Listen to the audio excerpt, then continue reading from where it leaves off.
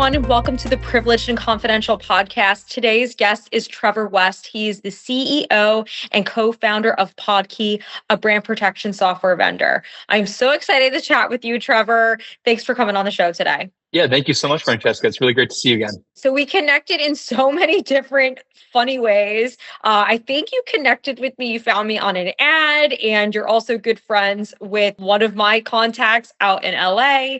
And you also are super involved in this space. I know Podqi is one of the top brand protection software vendors that a lot of firms use. So we are excited to have you with us today to pick your brain about all things AI, brand protection. It was a buzzword, I feel like a year ago, but now we're actually seeing it implemented. Lawyers are late to the game, usually on technology, but I think we're at the point where people are actually starting to use it. So Can you tell us a little bit about how AI has helped Podqi?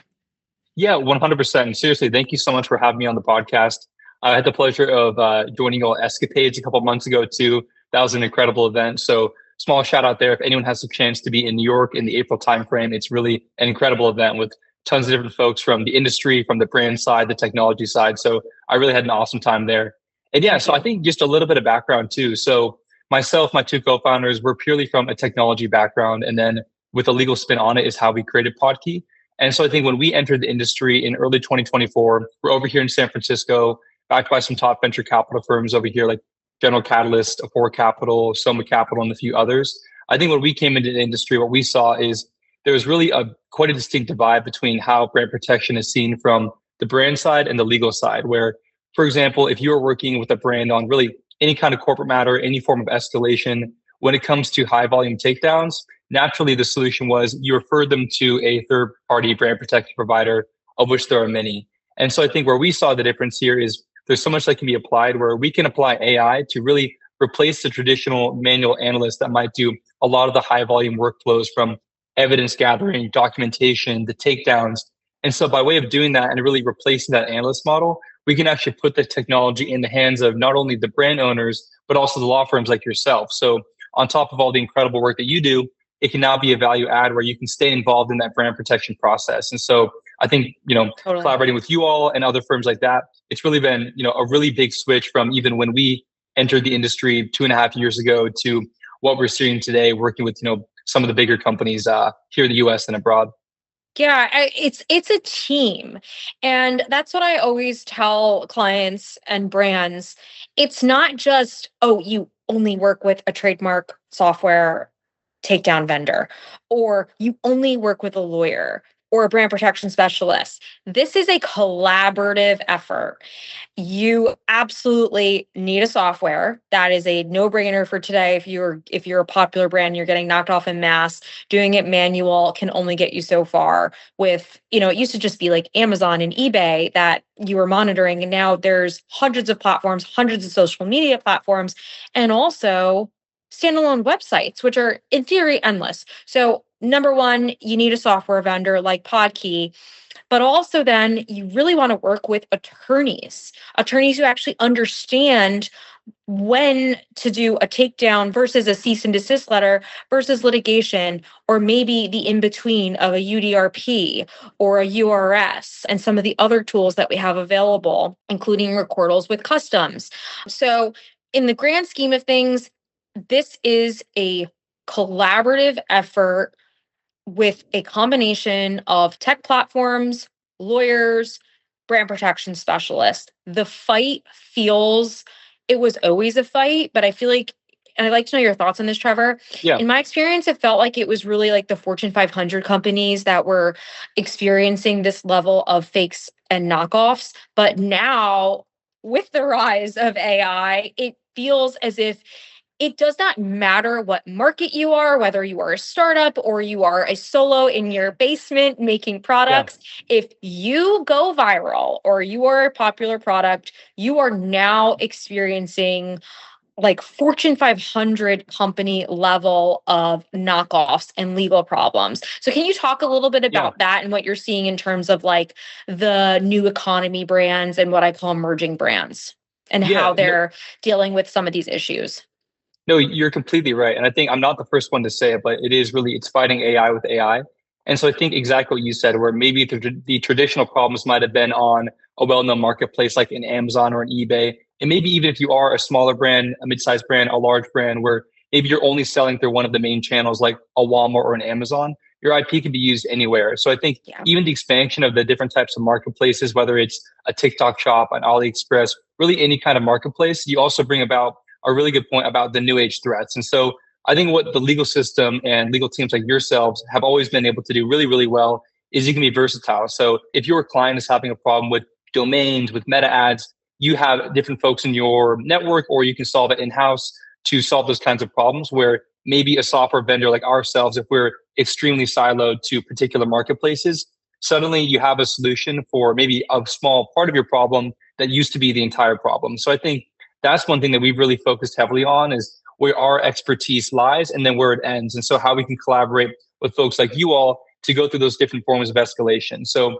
when we onboard any particular client, like we always start with a brand new scan of, okay, like where is all your IP being misused? And then where are the ways that we can help you? And then here are the ways that we're going to recommend that you work with a firm like ESCA, different types of law firms, depending on the scale of the issue, to go about those different forms of escalation. Because like you've mentioned many times before, it oftentimes isn't as simple as a takedown. Like some marketplaces, some problems, Totally. like that really is all you need. But in other ways, you need those that different form of escalation. And so that's where we love to collaborate with you all and other law firms in very similar ways. So yeah, I completely agree. It's a really interesting problem, and that's what makes this a lot of fun to work in. The other area that I'm starting to see becomes more and more relevant when we work with brand protection software platforms like Podqi is trade dress. Yeah, So I know that when you onboard the client, you scrape and you scan, but also you are given a set of tools. The yeah, client has a responsibility to go out and give you trademark registrations, copyright registrations, so and patents. So one of the areas is the big gap we see, especially with dupes, is trade yeah, dress. So a lot of clients don't know, but you may be able to protect the product shape and the product packaging with trade dress. With an actual trade dress is a subset of trademark with an actual trademark registration. And so we work with brand protection software vendors to kind of fill in that gap and give you guys this incredible weapon, because what we're seeing, and I'd love to hear you talk about a little bit about this on how it's been evolving. We're yeah, seeing the game evolve. The counterfeiters are sophisticated. They know that if they use the trademark name, that after that, once a client engages a company like yours, they're going to get all of that cleared out. But yeah. so what they're doing is they're not using the trademark name, they're copying the product shape. So can you talk a little bit about how trade dress has impacted your strategy for Yeah, clients? no, you're completely right. And I think this also goes back to how the problem was previously solved, where maybe it was through different kinds of Google alerts, different keyword searches, even different queries where if they're intentionally misspelling a brand name, we can still do a ton of that. We can create thousands of different queries to find any way, any form where a particular name or a particular trademark is being used. But trade dress is incredibly important. So I think where we come in is we've created our own image models to have really best in class image recognition for any type of product or company that we're working with. So we work with different alcohol brands, retail brands like Mad Happy, Fear of God. And so for them, even when it comes to a simple clothing design where, if it's essentials, Fear of God on a hoodie, if they're blurring that out and then just keeping that exact same image otherwise, we can still find that with our image recognition. And then I think where it really Yeah. comes down to is you oftentimes are at the whims of what a marketplace will or not or will not take down. So for example, if it is a cut and dry trademark infringement, whether that's in the product title, the product description, very easy and straightforward when it comes to the takedown process. But as you know, when it comes to trade dress, we can find it and we can document it in incredible ways. But then again, that's where this collaboration comes in, where really what it comes down to is your in-house legal, your legal partners like ESCA, why they will need to come in to actually take that evidence and go forth with the takedown process or really any form of escalation that you're looking for. So again, Yeah. I think it comes down to, you know, the different unique ways where different folks will be infringing on your portfolio of IP. How can we combat that with the evidence gathering, the documentation, and then how can we work together to get these things removed and make sure that it's not a problem for really any brand of any type of scale? Yeah, it's like for us, we help clients and brand protection software vendors figure out where is the line? What is Yeah. protectable and what's just legal competition? But we're very aggressive and Yeah. encourage clients to try and make some sort of trade dress claim and actually register it. As long as there is a legitimacy and an argument, we're very bullish on trade dress because I think it's a very underutilized tool, but it's one Yeah. that's the most important in today's era. So, Trevor, I could sit and talk to you all day about modern brand protection. Before we go, I would like to ask you, what's one piece of advice that you would give to a business that just started, has seen tremendous success overnight, Yeah. and now they're having major knockoff problems on Amazon, TikTok, and Walmart? Yeah, I think the brand protection industry as a whole, whether you're talking to legal providers, different law firms, brand protection software providers like ourselves, is at least have the conversation. I think even just having the conversation where there's so much advice, there's so much value in just having the conversation and the different types of problems that other brands have gone through before you. I think a lot of the problems will feel brand new, but so many brands, so many different types of law firms like Eska have dealt with these kinds of problems. So even if you're in month one, you might as well, have the conversation. And then when it becomes to the scale where you really need a solution outside of any kind of in-house team you're working with, then you can really, go through the different solutions that other people have already laid the groundwork for to get it solved. So the brand protection Yeah. industry as a whole is extremely friendly. I think everyone deals with very unique problems. We're always trading notes. So you might as well engage. It's completely free. And then when you have a real problem and the ROI is there, there's so many different ways that folks like yourselves, ourselves, like we're always happy to help. I love that you said that because that's what it is. I realized everything changed in like 2020. The Yeah. playbook for what we were doing as lawyers, everything just kind of exploded and became exponential on a mass scale. So, whereas you used to be able to not need a software vendor, you could get away with doing it manually and finding like Yeah. 50 to 100 listings a month. I had a client that had 6 million flagged infringement. So you're not able to do that. You're physically not able to do it manually. Yeah. So I think the game has changed, but the key word is collaboration and having a team. Really figuring out what's the team that I'm building, who's my attorney that's pulling the pieces together, setting strategy, which software vendor am I using that I know, like, and trust, and that's Mhm. constantly continuing to integrate AI so you can move faster. And what are some of the tools that I can be using beyond the basic word trademark and basic copyright, but things like trade dress, EU, UK design rights, patents? There's a lot of tools that are underutilized that I think are going to become more and more important. So it's really pulling our brains together and doing stuff like this. I'm so grateful for you coming on, Trevor.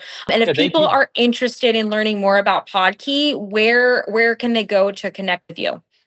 Yeah, 100%. I'm on LinkedIn. Our website is podqi.com. And then a couple of days ago, we actually just introduced a new tool that's free to the public called Brand Sweep. So if you go to brandsweep.ai.com or .ai, no.com, you can go on there, you can throw your brand name in, and then in under 2 minutes, you can actually get a free scan of where your IP is being misused online. So this is just a way that we wanted to take a portion of our product and introduce it to the public. So you can go on there and get a free scan of your IP to see what infringements are out there. And then you can start to have conversations with folks like Francesca and myself to get things solved.